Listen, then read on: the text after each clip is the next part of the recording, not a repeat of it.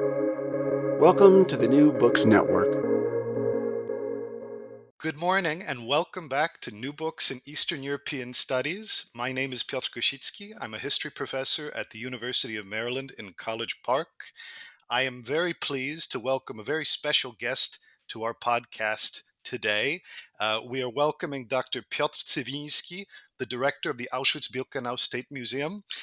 He is here to discuss with us his newly translated book, Auschwitz, a Monograph on the Human, which appeared in 2022 with the press of the Auschwitz-Birkenau State Museum. Welcome, Dr. Cywiński. Good morning. Good morning, everybody.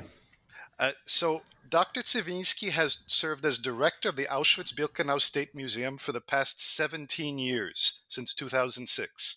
A trained medievalist, he is an actively engaged leader in Polish-Jewish and Christian-Jewish ecumenical dialogue. He co-founded and serves as chairman of the Auschwitz-Birkenau Foundation, as well as the board of the Auschwitz-Birkenau Institute. Piotr Cywiński is chief expert of the Center for Research on the Economics of Memorial Sites at the SWPS University of Social Sciences and Humanities in Warsaw, as well as co-founder and chairman of the Society for Management of Memorial Sites. From 2017 to 2021, he was chairman of the program board of the Jewish Historical Institute in Warsaw. He is also a member of other boards and councils of various European institutions, organizations, and memorials. Dr. Cywiński is the author of numerous historical publications, mainly focused on the Middle Ages and on issues connected with the Shoah and its memorialization.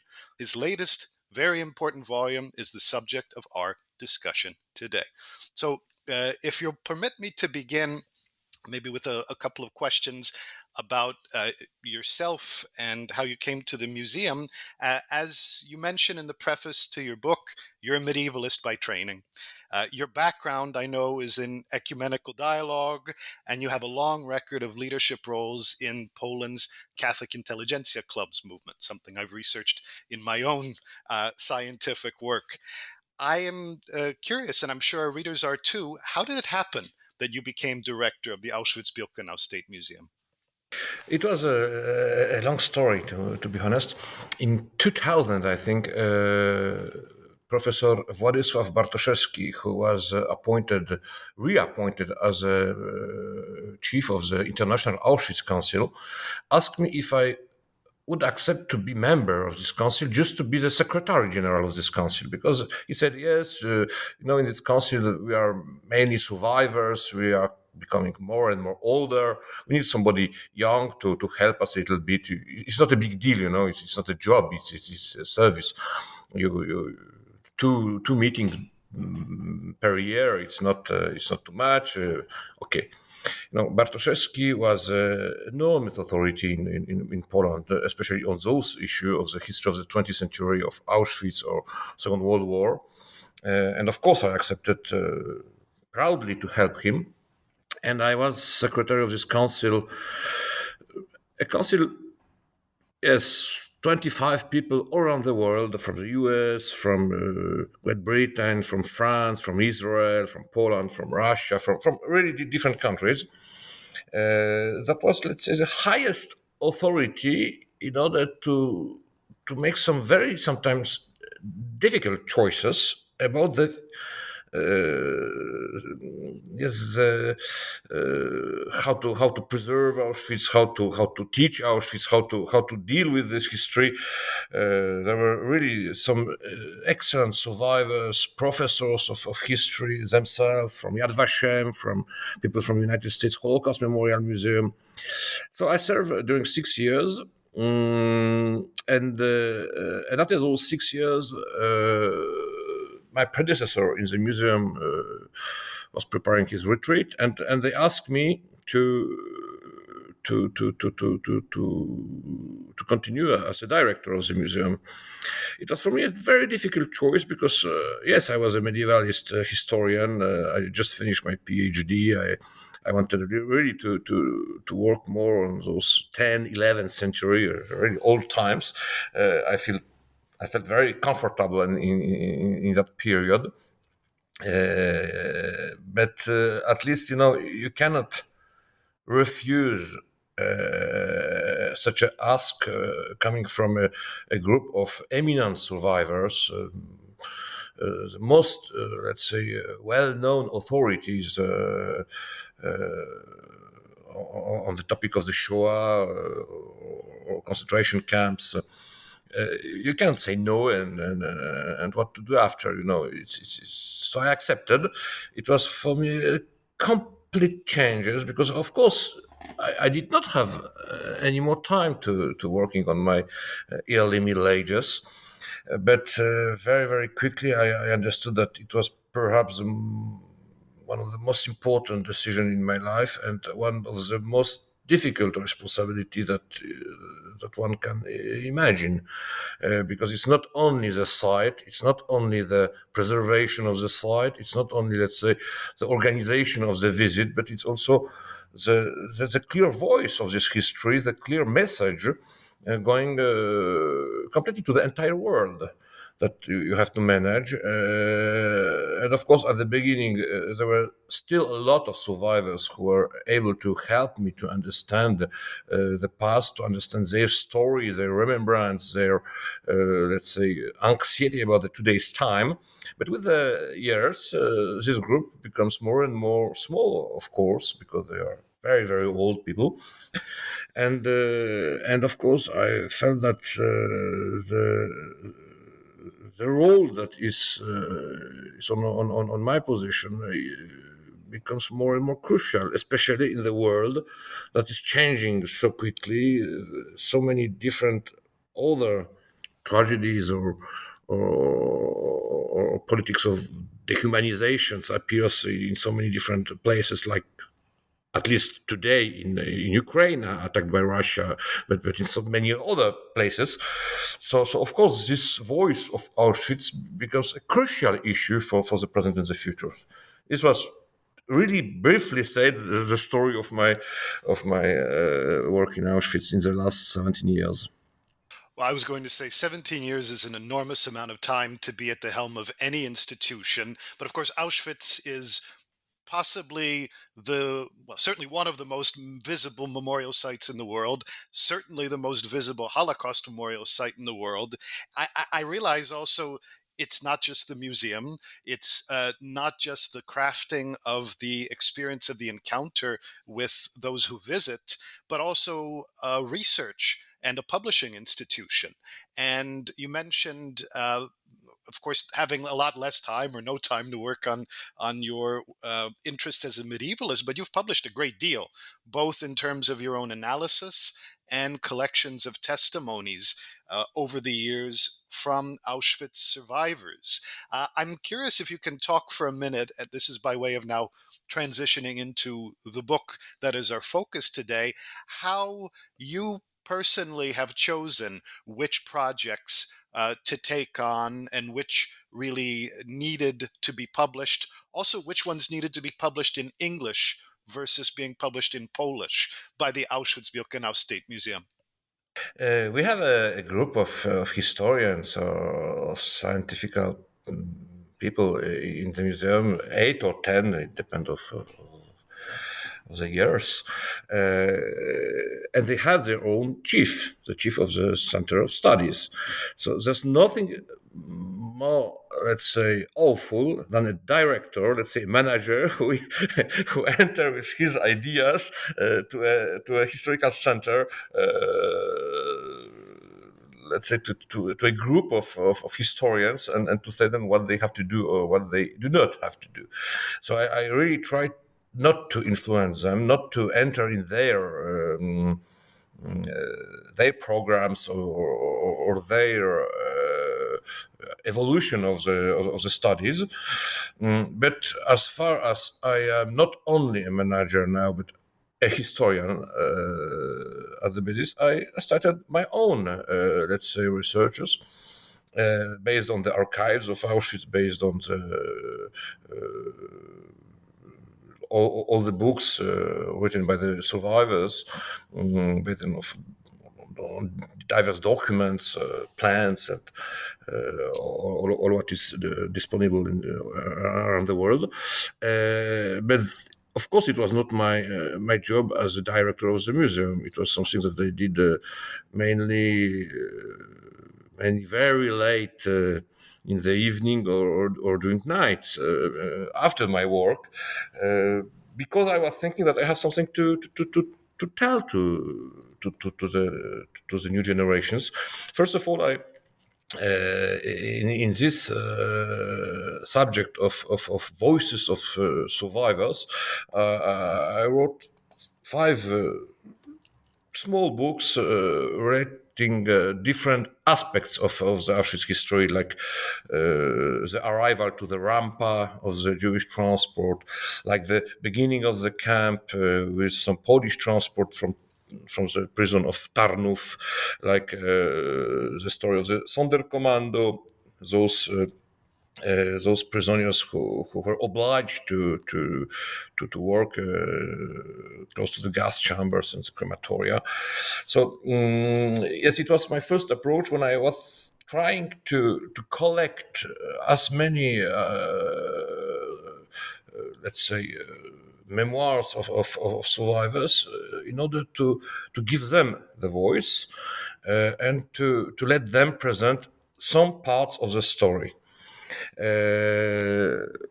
It took me, I don't know, 2 or 3 years to publish in Polish until now only those 5 small books.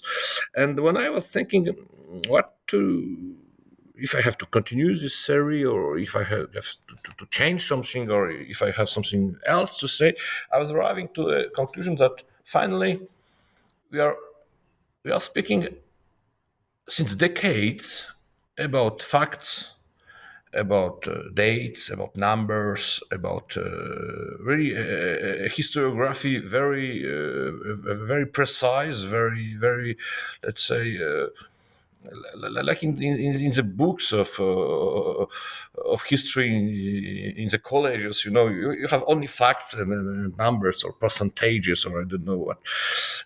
But in fact, when you read and I read a lot of books of survivors or even things that were never published, you arrive to the conclusion that from one side, yes, it's normal that historians after the war, especially in the last, 4 decades maybe, were terrifically working really in a very hard way on the facts, because it's a story that was attacked, that was denied, that was, let's say, changed so many times by some crazy people that we must be sure about some fundamental historical truth. But at least the survivors told us about some completely also different things that were their own experience, their human, let's say, conditions. They were trying to explain how they survived, what was their force, what was their fear, all this interior of the human beings that didn't finish with the liberation, because until the end of their life they were dreaming about that. They've got some traumatical reactions nearly every day on those bases. It was an experience that was with them until the end of their life, and we didn't really analyze this in a large perspective because we were so focused. Every historian of Auschwitz about the facts, the numbers, and the concrete dates. So this human perspective was a little bit, let's say, apart of. It was a bit far of our focus of history, and that's why I was coming back to all those testimonies, and I was trying to read them one more time and to find those. Words, those quotes, those small fragments that were learning us about what Auschwitz was in their own experience. What was loneliness in the camp, what was the hunger, what was the cold, what was the lack of hygiene, what was the, I don't know, the willpower, the friendship, the empathy, the love, maybe the fear, all those feelings that are, let's say, an essence, if you want really to understand what Auschwitz was. And after, yes, some 5 years maybe of research, I arrived to a moment that these collections of quotations was, I don't know, more than 1,700 quotations, quotes of survivors, and I was arriving to a moment that I said to myself, yes, I have to to to to try to explain that to a larger public, because, of course, in my approach, it was something very, very linked to what those survivors from the International Auschwitz Council or some other survivors that were coming back to Auschwitz for, I don't know, conferences or educational purposes, was telling me many, many times. And they let's say, presented me this way of thinking, this way of approaching the history of Auschwitz, not through facts, but through emotions and through individual experience. And this was how this last book, this one more monographic, but completely different from all the others monographies on Auschwitz or on the Holocaust, the Shoah, was prepared. Thank you very much. Any reader of this book will immediately discover it's a big book. It's a book of synthesis, but also it's a book that so heavily draws on so many different primary source testimonies. I mean, you mentioned the number of quotations. It's extraordinary. I wanted to maybe ask a few different questions, but I'll start with this one in particular.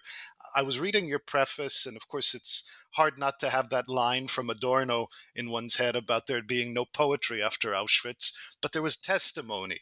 And so I grew up in the United States. I had to read parts of Primo Levi actually in high school. So in that sense, I had already, when I was quite young, in my mind, some of these testimony writings. However, there seems like a paradox here. And I was wondering if you could reflect, please, for a moment for our listeners' benefit.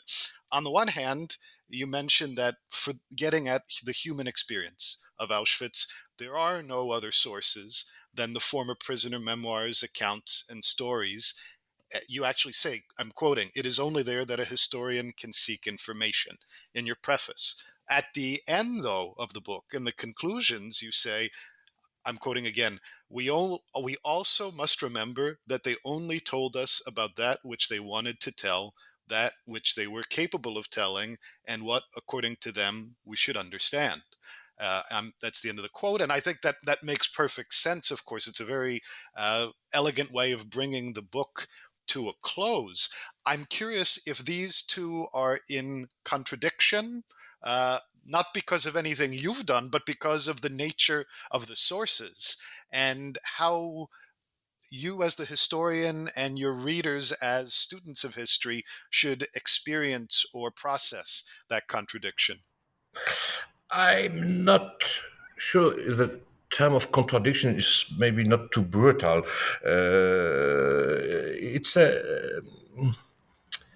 It is how I experience, let's say, those sources. Of course, they are the only sources that we have. But if I refer to my medieval researches, we never have enough sources for the 10th or the 11th century. We are every time in a deep lack of sources. Here we have certainly more sources than for the 11th century, for example. But we have to, without entering in some psychological approaches. I am not a psychologist. I didn't want to do something, but it's very clear for me if I analyze those sources in a critical approach that not everything was certainly told. There are themes that are less present for different reasons, certainly. For example, the shock was too big, or the trauma was too big. A few prisoners are speaking about the kids in the camp, for example.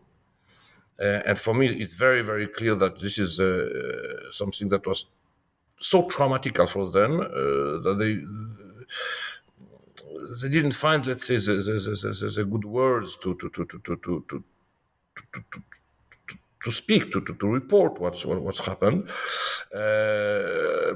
But also some others certainly thema do not appear many times.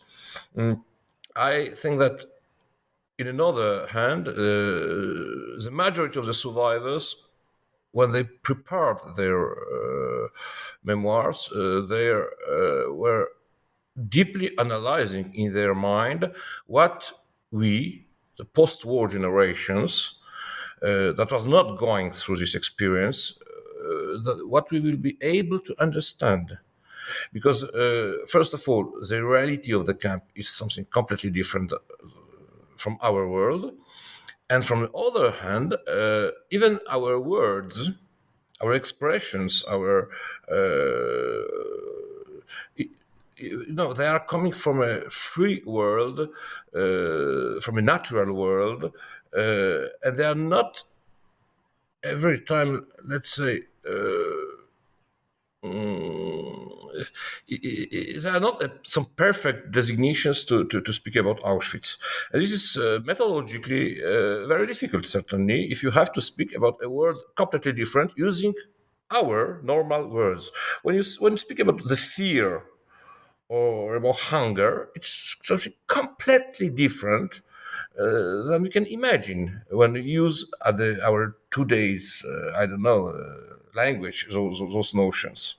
Because it was something not pushed at the extremity of those notions. It was something catapulted far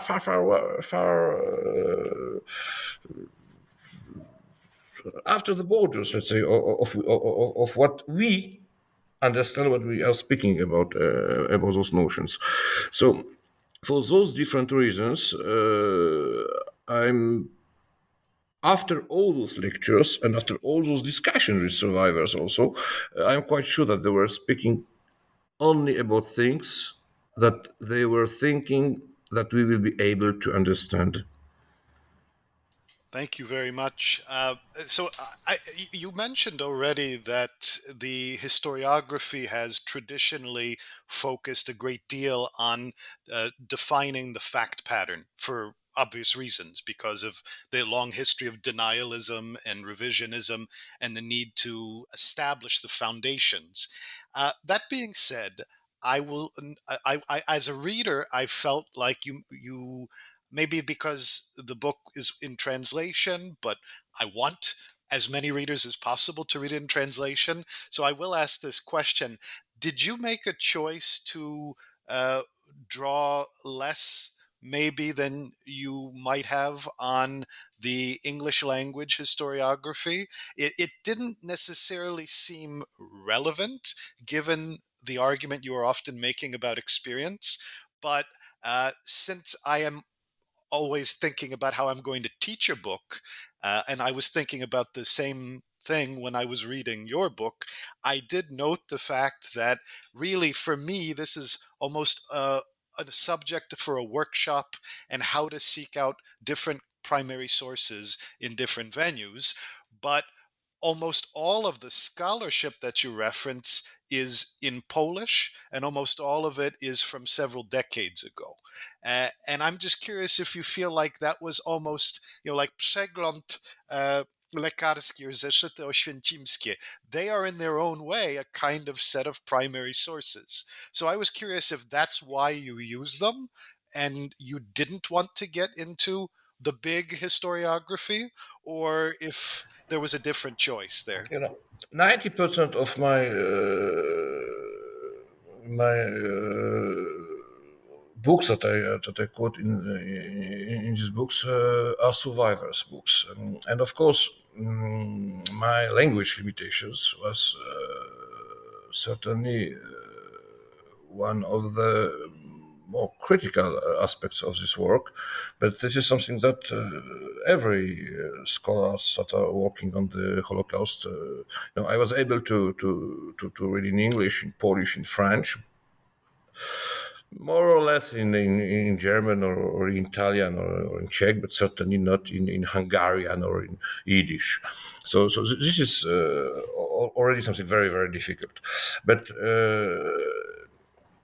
as you mentioned, this review that was published in Krakow during some 30 years, the Przegląd Lekarski, was the only one publication in the world when many different aspects of the life in the camp and many different aspects of what that means being survivors was analyzed by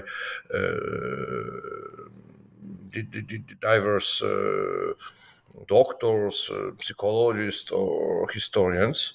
It was really the only one. It was nominated 2 times for the Nobel Prize.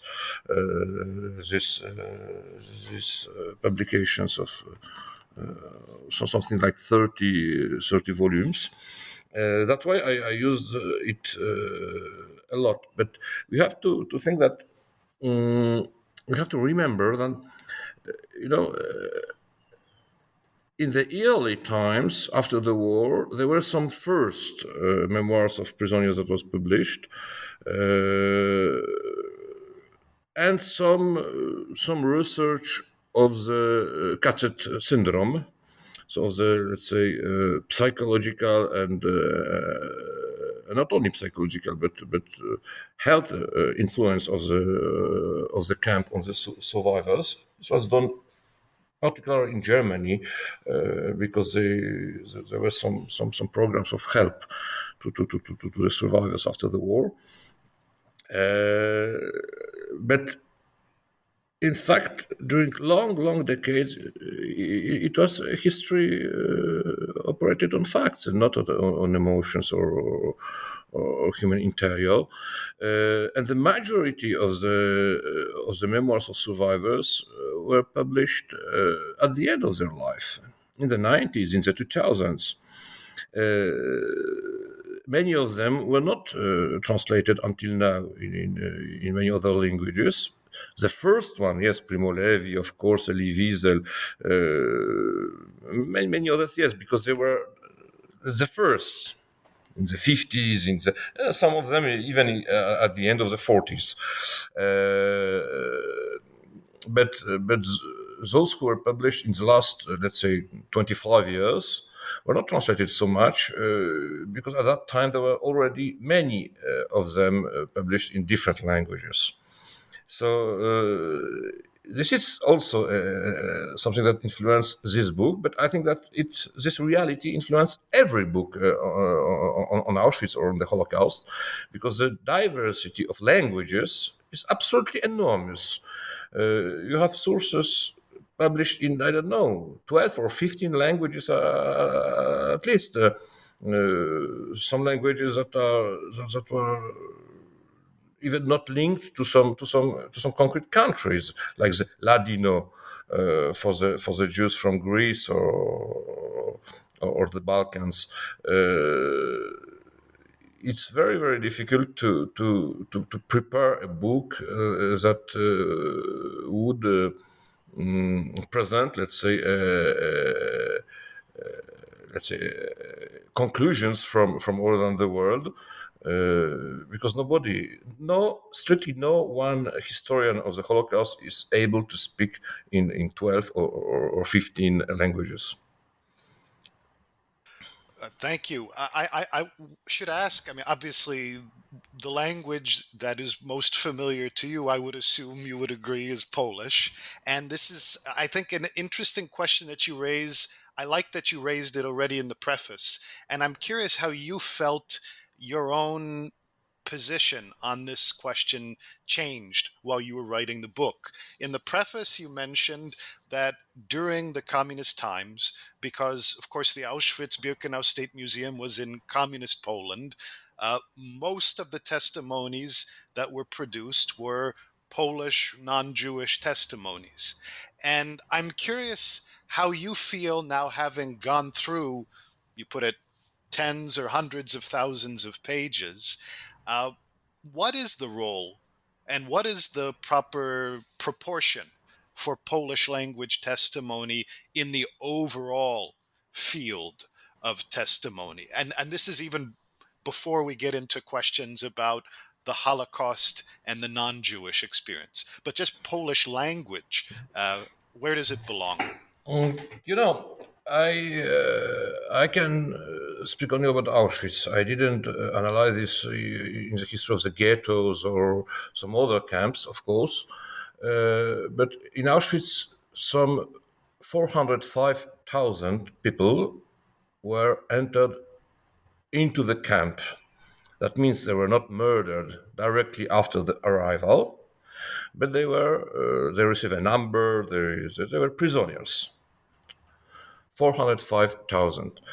Half of them were Jews, 150,000 were Poles. Some smaller groups were so-called Gypsy, Roma, and Sinti, or Soviet prisoners of war. So I think that today, when we analyze those testimonies that are coming from the survivors of Auschwitz, it represents those proportions, more or less. But of course, some of those testimonies were not given in Auschwitz, in our museum, but were given in some other institutions. So I've got to work at that time for example, with a great help of the United States Holocaust Memorial Museum in Washington, or some friends, specialists in this history from France, or I've got to search by myself some publications that were published in different countries, even sometimes in those countries when that was not participating in the Second World War, like Switzerland.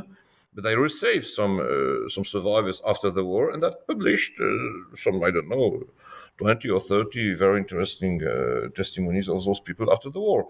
So now the main question is not the proportion, it's not the numbers, it's not the main question is that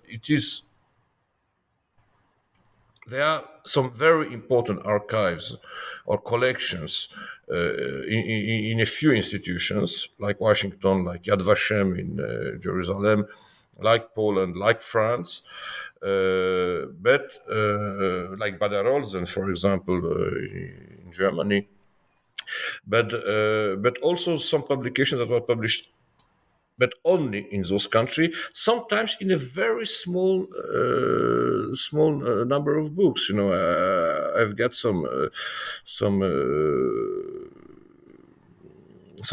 editions of memoirs. It was published, I don't know, 50 exemplars, for example, mainly for the approaches, or one or two exemplars sent to some universities. It was sometimes quite difficult to find them. So I will then ask also about how the testimonies that you read have made you think, now that you've written the book, published the book, about the difference between Jewish experience and other experiences. I don't want to generalize. I like the fact that in the book you draw distinctions, but also collect testimonies.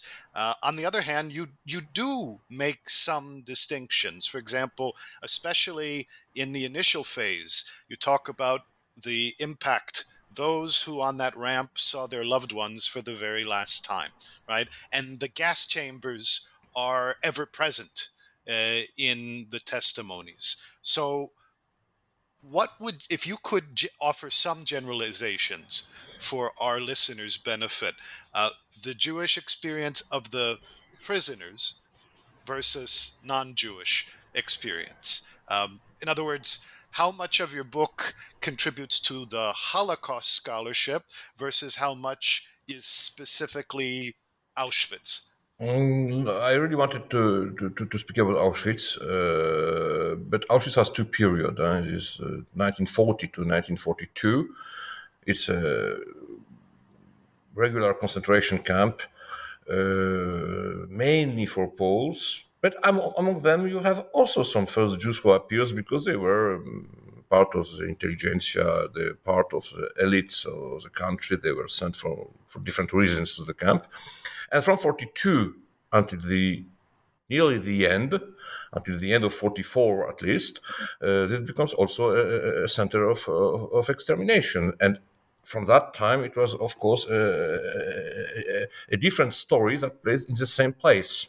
But the two stories have their own survivors, and the two story, for some, let's say, approaches can be compared and can be analyzed, let's say, together. Of course, it was a completely different story for different reasons. As you mentioned, the arrival with entire families. If you think about some very orthodox families, it could be 20 people. It could be really some important big families. When after 2 hours, only one or two of them survived in the camp, because all the others from the Rampa were conducted to the gas chambers. This is something completely different, and emotionally, of course, it plays an enormous role. But there was also some other, I think, aspect that was very, very important in this, let's say, differentiation between the two groups. For the Christians in the camp, it was perhaps more easy to refer to their faith, to their religion, because in the Christianity you have this very important symbol of a God who died himself in a cruel way, in order to save the humanity. Okay, of course, I don't want to enter in any comparison. I am not a theologian, but let's say this perspective of a very, very, very important, I think, perspective of a cruel end that can have a sense, is something completely different of the Jewish experience. In the Jewish religion, the basic, let's say, idea of the Jewish religion is a pact between the God and the chosen nation. And this pact said, "You will be my nation, and I will be your God. I will protect you. I will save you." You remember the going through the Red Sea and all this history. Let's say it's a completely different approach, because at that moment the pact didn't function, and for many of them it was a moment of. They didn't know really at that time. Even great rabbis or religious authorities didn't have enough answer to that when they were thinking among them, what's going on. What is the sense of the religion? Is a fundamental pact do not work. So this also was I think some important differences between those two worlds. Of course, I'm not speaking about the comportment of the Nazi, the SS of the who for sure treated the Jews in a certainly more critical and bad way than the Christians. Yeah, no, of course. And in the book, you draw many such, I think, important distinctions. The question of religion is profoundly, I think, obviously confusing in the sense that it introduces a kind of structural differentiation, but at the same time, it really helps to get at this question of experience. Like you said, without getting into high theology, I found your chapter on faith and religiosity to be very, very illuminating. And that point about choosing to talk about faith as a way of seeing one distinction between different groups, you chose many topics to discuss in this book. For those who haven't read it yet, it's not chronological. I don't think it could be chronological given the nature of the testimony. It is arranged by topics. So you yourself already have mentioned a few: sex, faith, resistance, empathy, decency. If I can ask in general terms, how did you pick the topics? I know you talk very, I think, importantly at the beginning of your chapter on death, and you say, well, initially I thought death would be at the end, and then I realized that makes no sense. It's not accurate. But how did you pick the other topics? It was a long story also. At the beginning, when I was collecting the quotations of the testimonies, I prepared some 30 or 35 different, let's say, bags when I put those quotations, those quotes. But sometimes I realized when this bag was coming more and more full of quotes that it was my projections, my vision, it was based on my experience and not really on what they told us. So sometimes I have to divide those collections, those bags, into two other bags, or I've got to put two together. It was a quite long evolution, because really what I wanted, I think my biggest fear was that it could not be a book that I will be the director of the structure or this message. I really wanted to give the floor to the survivors. So many times I've got to rethink, let's say, the structure in order to be more accurate to what they say to us. Oh, I understand. The structure, though, also for me. So I'm a professor. I teach courses where I will directly use, probably not the whole book given its length, but parts of the book I will use for sure. And I was just making notes to myself. Obviously in the past I've used parts of Primo Levi or Elie Wiesel or Viktor Frankl, and these books make impressions on students. I think that your book will too. I'm curious if you have any maybe advice or counsel is one way of thinking about it, but how you thought about students coming to the book. Holocaust education obviously is a huge priority internationally, and very importantly so. It's not the same as genocide prevention, but the two conversations are linked. So this book, your book, I think could be taught in Holocaust courses, but of course, the Holocaust is an overlapping part of other stories: World War II, Nazi Germany, resistance. Do you have a sense of where the book fits best, maybe, for students? Or I know that this is just a recommendation, but I'm curious what you think as a teaching tool.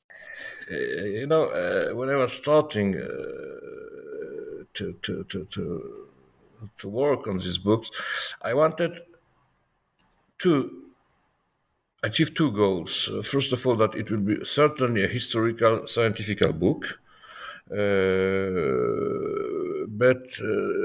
I wanted that it will be written in a way that could interest the large public also. There are so many historical books that are absolutely impossible to be written, to be read by a large public, because they are interesting only the specialists of this topic. Now here I really wanted to create something. Something larger, let's say, from that perspective. And I was already, since the Polish version was published 1 year before the English version, I was already invited to some discussions about the experience of the prisoners of the Soviet Gulag system of the camps from the perspective of this book, of course, if I see some differences or not. I was already discussing some ideas of these books with some people from Rwanda who wanted also to see something more. So I think, here I described Auschwitz, but at least now, in the 2 days' time, Auschwitz becomes a symbol worldwide representing not only Auschwitz, but also the entire Holocaust, even if the Holocaust didn't start in the gas chambers. This was the last element. But it's also a symbol very, very important for many other genocides or politics of dehumanizations. I am in contact with many different institutions in the world. I don't know, Cambodia or many, many others, and Armenia, and of course I see that this, let's say, reference point that is Auschwitz is very, very important to them. Also to think about the differences, about the, I think it was very important to present Auschwitz as it was at the level of the human experience, because it will perhaps help the others to find some I don't know, some specific differences in some other history, and perhaps to also to try to work more with the testimonies and with the quotes of survivors, because it's extremely important. You can't really present this history of human being in those extreme conditions without those quotes, without those testimonies. And I think there is still some countries that it's quite possible to have some very large testimonies, like Rwanda, for example. Some others, like Armenia, who certainly it's too late to find some new sources. But there are still some tragedies in the world, and I think there are things that could be analyzed in the similar way in order to find some perhaps at the end some regularities, something that you can really compare, not only to compare, because comparison in such a disasters are sometimes painful, but in order to understand the mechanisms. Think about the war now in Ukraine. This war will be a completely different war than all the others war, only because every soldier and every victim has a mobile phone.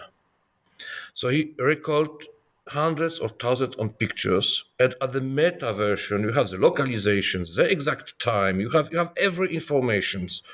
If you think about the Second World War or some other wars like, I don't know, Vietnam or different other conflicts, you never had a so important potential source of information, of visual information, taking at the exact time of the war. So, of course, between different conflicts or between different genocides, the sources are changing. But when we are speaking about the victims, when we are speaking about what they feel at the terrific time, what they remember after, what was their emotions.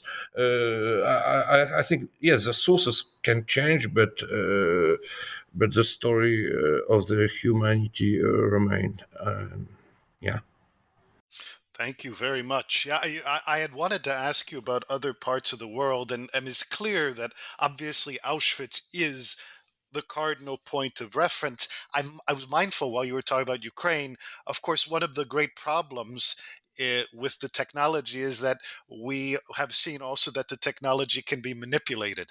And so I know we'll get into these same debates with denialists and revisionists who will say, the metadata were modified, or something happened and we don't have the same documentation that we need, even though it was digitally recorded. But I'm mindful specifically of a point that you make repeatedly in your conclusions, which is, on the one hand, the words in the experiences of survivors mean something different because it was a different world, right? So I was very struck when you mentioned in the book, about 100 pages in, that very rarely do survivors use the word murder. That's a very striking thing, given the overall observation. And I wonder if, I mean, obviously this is a prediction, but when you talk to representatives from the Rohingya, from Rwanda, from maybe, when you think about the experience of the Uyghurs in China, those who are experiencing large scale atrocity, uh, are you worried about this vocabulary and its manipulation? No, as the experience of the historical research on the Holocaust prove it, the manipulations at the end are in a smaller number than the good historians, and at the end, the historical truth, I think, will win. But of course, because in general, genocide appears in some non-democratic regimes, when there are some entire institutions devoted to propaganda, to populism, to a way to rewrite the history. Of course, there are many difficulties, and that's why I think there's nothing more important than to collect and to work on the real sources. At the end, it is not let's say a fiction of our imaginations that will stay, but the real words of the survivors, of the victims, even if they, as we told before, even if they told us only what they were thinking, that we will be able to understand. Are you worried about the future of Holocaust memory in general in Europe today? Worried, perhaps not, because I am quite optimist in general, but I am a little bit worried about the way that more and more politicians are using history in many countries. When I was a teenager in the 80s, when on the TV or on some newspapers, I find some I don't know, positions on the history, some discussions about history. It was mainly historians who were discussing. Now, in 80 or 90%, it is politicians and not historians. They are not discussing on biology or geography or I don't know, oceanography, but on history every time. And I think it's not something that is very mature and positive, because their role is to do politics and not to present the historical truth. They have to defend an ideology, a position, a vision. Those are not the goal of the history. History is a very exact sciences. If you certainly the more exact science between all the humanities, and the history cannot be used for many other reasons, even if those reasons are noble and good. History is a history. You can't change the past. So this is something that I regret sometimes when I hear how much the historians are use, the politicians are use the history in their approach, in their discourse, in their populistic, I don't know, way to speak, even in those new very short messages like on the tweets or on the Facebook. Or no, history is something too complex and too important. It is something that is representing our common experience. You cannot use the experience for some other reasons because it very shortly it becomes a non-experience, but just a political goal. No. If I may, just one final question. Do you have another book on which you're working right now? I just finished a sort of book or album representing, I don't know, some 200 plans of Auschwitz, designed by the office of the so-called Bauleitung, the office of the construction of the camp, that represent different aspects, entire plans of Auschwitz, but also plans, architectural plans of some barracks or buildings or even gas chambers.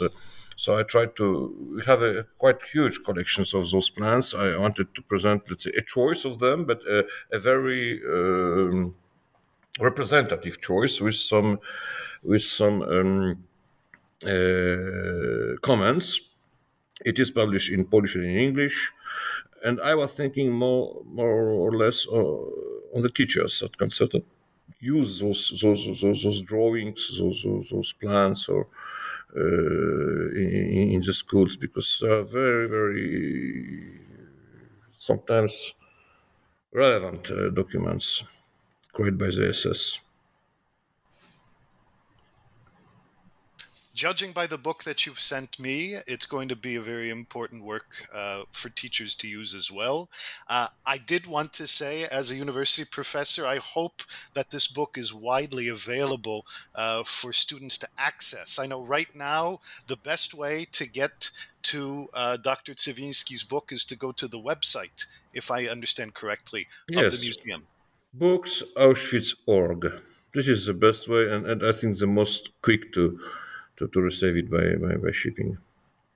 So it remains for me to thank our distinguished guest, Dr. Piotr Cywiński, director of the Auschwitz-Birkenau State Museum, for joining us today and sharing the story of his new book, Auschwitz, a Monograph on the Human, published in 2022 by the press of the Auschwitz-Birkenau State Museum. Thank you very much. Thank to you, and thank you to everyone who wanted to hear this story. Yes, thank you to our listeners as well. Have a good afternoon.